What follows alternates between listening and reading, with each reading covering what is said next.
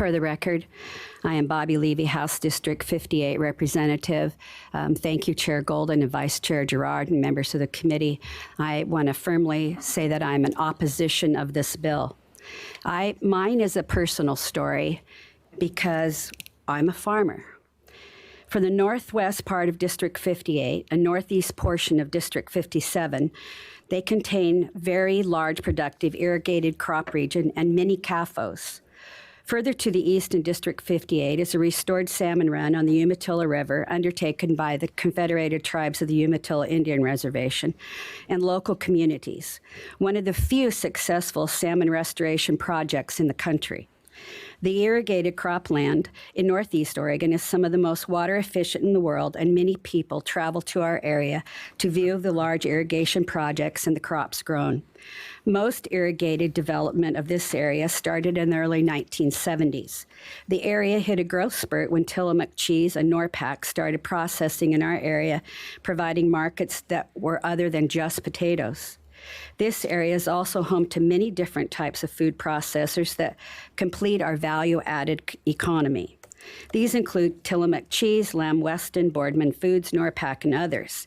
They produce products that we are all familiar with under different brands and uses. French fries for McDonald's, beef for Oregon's own Country Natural Beef program, onions for Subway and McDonald's, and most of us are familiar with the brand Flavor Pack in the local supermarket vegetable section.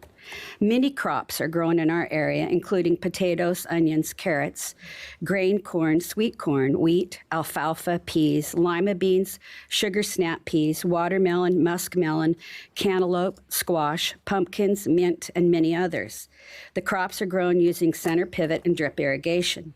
The most of the crops are grown under conventional agricultural practices where commercial fertilizer is used. Many of the crops are now being grown for organic and natural products and natural markets under the Department of Agriculture regulations without the use of conventional fertilizer. Our area is also home to many of the largest CAFO permits in the state, and they are permitted for beef and dairy production.